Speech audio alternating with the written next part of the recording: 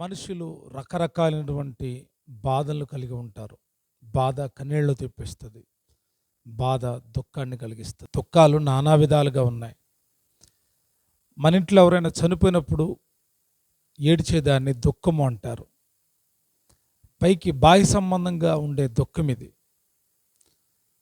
కొన్ని గొడవల కారణంగా కలిగే దుఃఖాలు, బిడల కారణంగా తల్లిదండ్రులు కలిగే దుఃఖాలు, అలాగనే భర్త ద్వారా భార్యకు కలిగే దుఃఖం, భార్య ద్వారా భర్తకు కలిగే దుఃఖం, ఇలా ఎన్నో రకాలైన దుఃఖాలు ఉన్నాయి. ఈ దుఃఖపడే వాళ్ళని చూసి మనము ఏమనుకుంటాం? కొందరు నిజంగా వారు చేసిన దానికి ప్రతిఫలంగా వారు దుఃఖాన్ని అనుభవిస్తూ ఉంటే, వారు మంచి చేసి దుఃఖాన్ని అనుభవిస్తూ ఉంటే, అయ్యో పాపం, వాళ్ళు చాలా మంచివాళ్ళు, ఎందుకు వాళ్ళు ఇలాంటి పరిస్థితులకు వెళ్ళారని దుఃఖిస్తాం. అది ఎవరైనా చెడు చేసి దుఃఖపడతా ఉంటే, ద్రోహం చేసి మోసం చేసి దుఃఖపడతా ఉంటే, వారిని చూసి దుఃఖపడే వాళ్ళు కూడా కొంతమంది ఉంటారు, వారి అభిమానులు. కానీ కొందరు దుఃఖించరు, ఎందుకంటే వారికి అలా జరగాల్సిందే. వారు చేసిన అన్యాయానికి, వారు చేసినటువంటి చెడ్డ పనికి వాళ్ళకి వాళ్ళ పిల్లలకి అలా జరగాల్సిందే అని సంతోషిస్తారు. అయితే యేసుక్రీస్తు ప్రభువారు ఏమంటున్నాడంటే, మత్తయి సువార్త 5వ అధ్యాయం 4వ వచనంలో, దుఃఖపడువారు ధన్యులు, వారు ఓదార్చబడతారు అని యేసయ్య చెప్తున్నాడు. ఎవరు ధన్యులంట? దుఃఖపడేవాళ్ళు ధన్యులు అంటున్నాడు. ఈ మాట ఎప్పుడైనా విన్నారా? దుఃఖిస్తూ ఉంటే అది ఎలా ధన్యతగా మారుతుంది? దుఃఖము ధన్యత.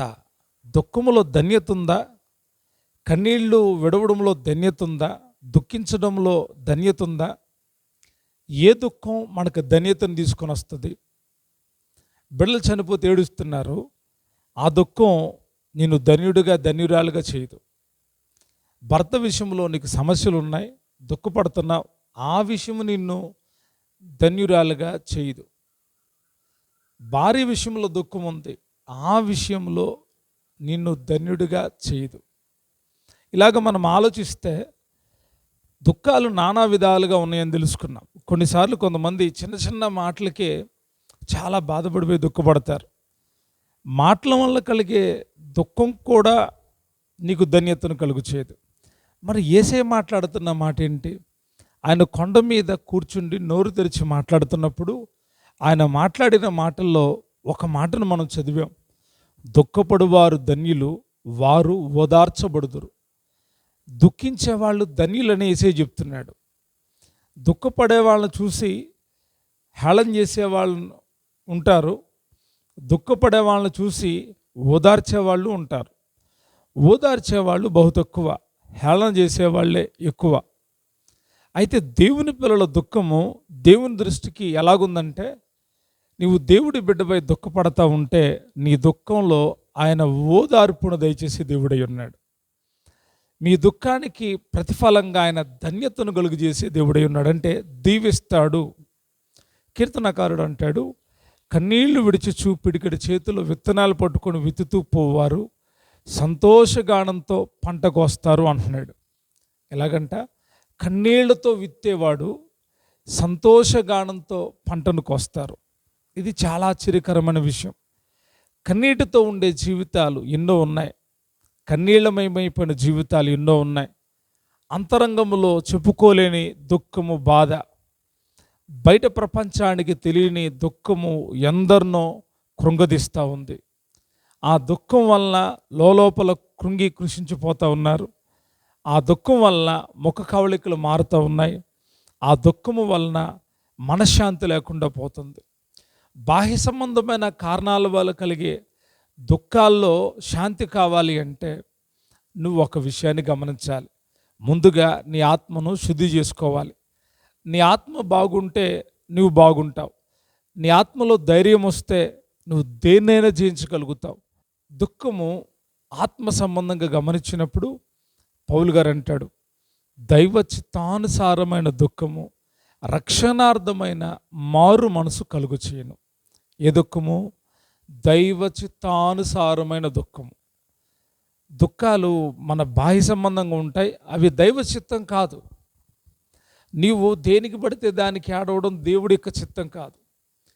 దైవ చిత్తానుసారమైన దుఃఖము రక్షణార్థమైన మారు మనసు, రక్షణ గురించిన మారు మనసు కలిగిస్తుందంట. దాన్ని దేవుడు ఇష్టపడుతున్నాడు. దైవ చిత్తానుసారమైన దుఃఖం.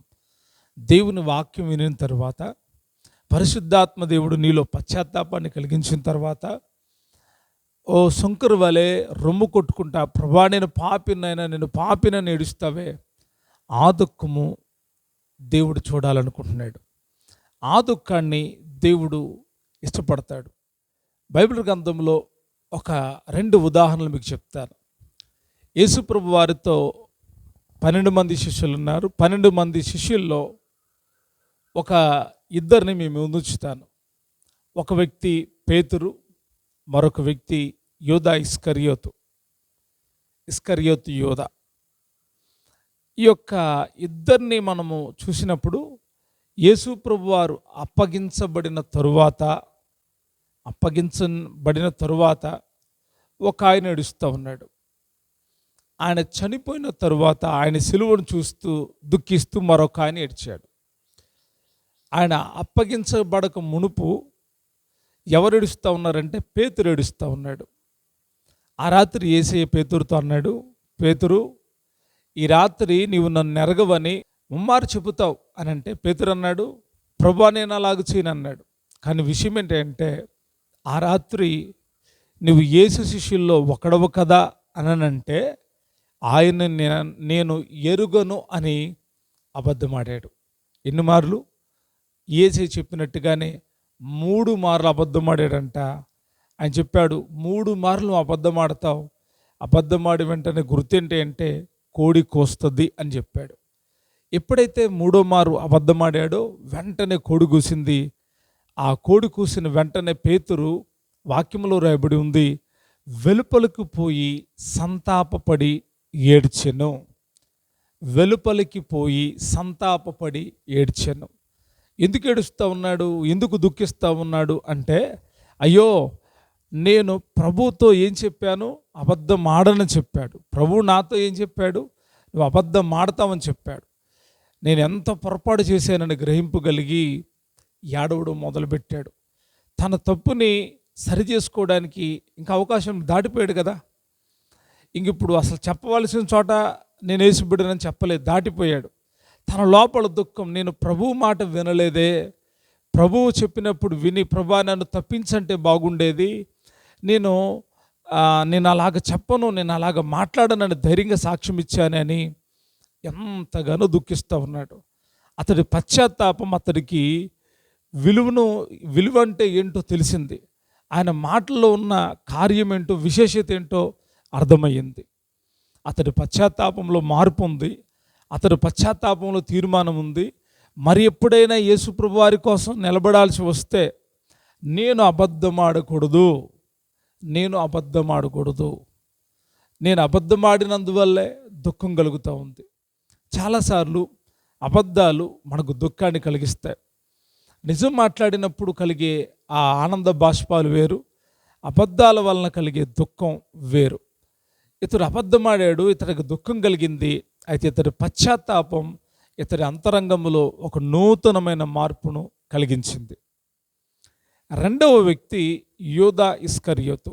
ఇతడి యొక్క ఆలోచన కూడా మంచిదే, కానీ సాతాను వానిలో ప్రవేశించడం మూలాన ఇస్కరియోతు యోధా కూడా ఏడ్చాడు, కానీ పోయి ఉరిపెట్టుకొని చనిపోయాడు. అతడి దుఃఖం అతడికి రక్షణ కలుగు చేయలేకపోయింది. అతడి దుఃఖం అతడికి మారు మనసు కలుగు చేయలేకపోయింది.